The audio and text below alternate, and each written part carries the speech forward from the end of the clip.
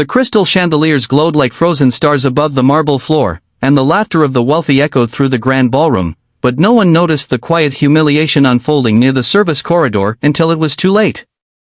An elderly kitchen worker, bent by years of honest labor, knelt helplessly as a cruel moment unfolded, his trembling hands shielding the only family he had left, a small, frightened dog.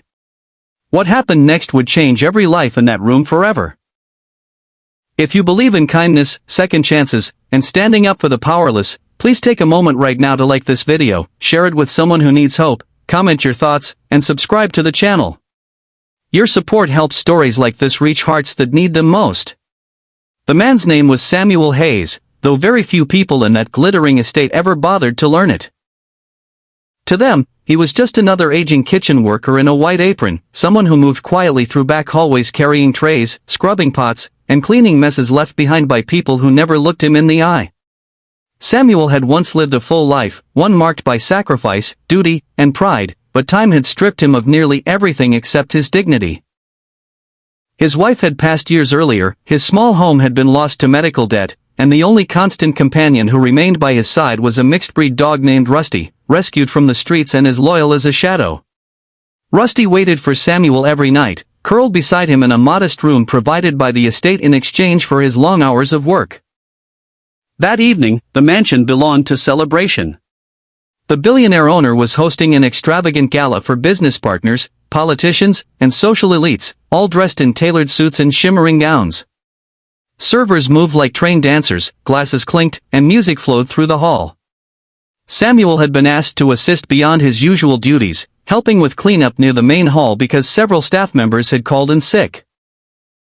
He had brought Rusty with him, keeping the dog close and hidden near the service entrance, fearful of breaking rules but unable to leave his companion alone for so many hours. The trouble began when the billionaire's daughter, Clara Whitmore, swept into the hall like a storm wrapped in silk. She was young, beautiful, and used to a world that bent to her will.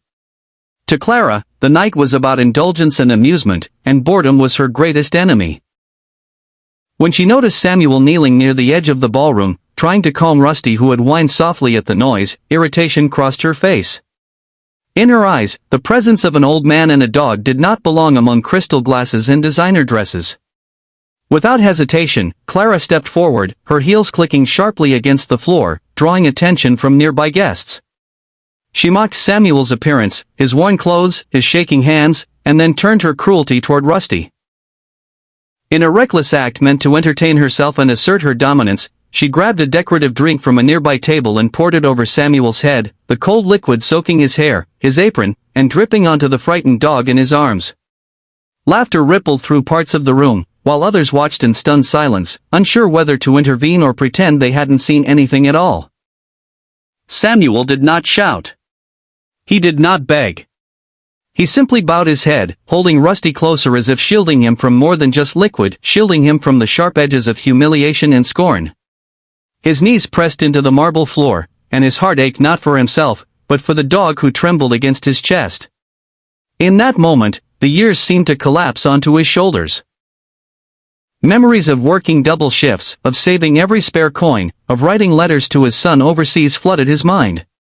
He had raised his boy to be strong, disciplined, and kind, never imagining that one day, he himself would be kneeling in disgrace before strangers. What Clara did not know, what no one in that ballroom knew, was that Samuel's son was not just any man.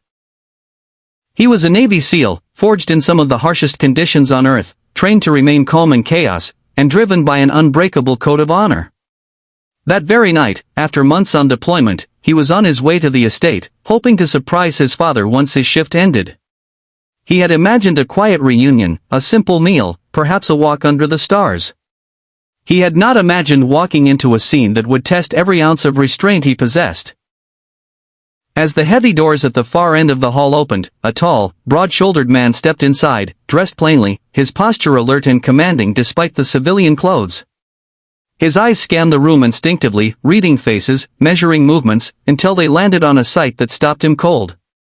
There, kneeling on the floor, soaked and trembling, was his father. And in his arms was a small dog, clinging for comfort. The man's chest tightened, his breath caught, and the world seemed to narrow to a single point of burning focus. Years of training told him to assess, to slow down, to act with precision.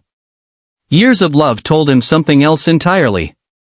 He walked forward, each step deliberate, the murmurs of guests fading into uneasy whispers as they sensed a shift in the room's energy. When he reached Samuel, he knelt beside him, placing a steady hand on his father's shoulder.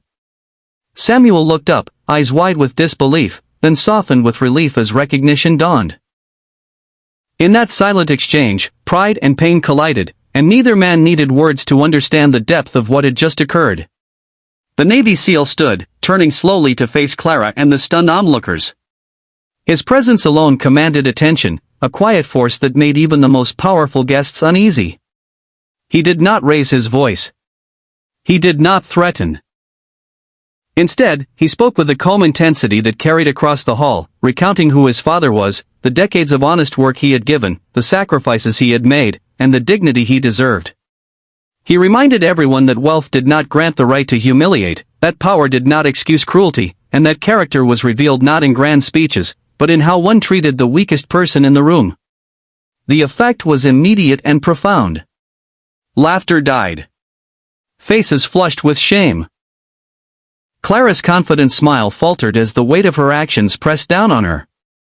For the first time, she saw Samuel not as a servant, but as a man, a father, a survivor, someone whose quiet strength dwarfed her shallow arrogance. The billionaire himself, drawn by the disturbance, stepped forward, his expression hardening as he took in the scene. In that moment, the truth was unavoidable, and the consequences could no longer be ignored. The night did not end in applause or dramatic confrontation, but in something far more powerful, accountability. Clara was escorted away, her actions no longer shielded by her family name. Samuel was helped to his feet, wrapped in a clean coat, and treated with a respect he had not felt in years. Rusty was gently dried and fed, his tail wagging cautiously as if sensing that something important had shifted in the world. For Samuel, the humiliation he had endured did not vanish, but it transformed. It became a reminder of his worth, reflected back to him through his son's unwavering loyalty. For the guests who witnessed it, the night became a lesson they would never forget. And for the Navy SEAL, it was a moment that reaffirmed why he had chosen a life of service, not just to protect his country, but to stand for those who could not stand alone. In the days that followed, changes rippled outward. The estate's staff policies were reviewed, apologies were issued, and Samuel was offered support that went beyond empty words. Yet the greatest reward was simpler than any compensation. It was the quiet morning shared with his son and Rusty, sunlight filtering through a small window, laughter replacing silence, and dignity restored where it had once been stripped away. As this story draws toward its end, take a moment to reflect on what you felt. If this story touched your heart, reminded you of compassion, or made you believe again in justice and humanity, please show your support by liking this video, sharing it with others, and staying connected to the channel. Before the final moments, we have one special request. Please comment below and tell us what this story meant to you, or share a moment when kindness made a difference in your life. Because in a world obsessed with status and power, it is stories like these of quiet strength, unconditional love, and courage in the face of cruelty that remind us who we are meant to be.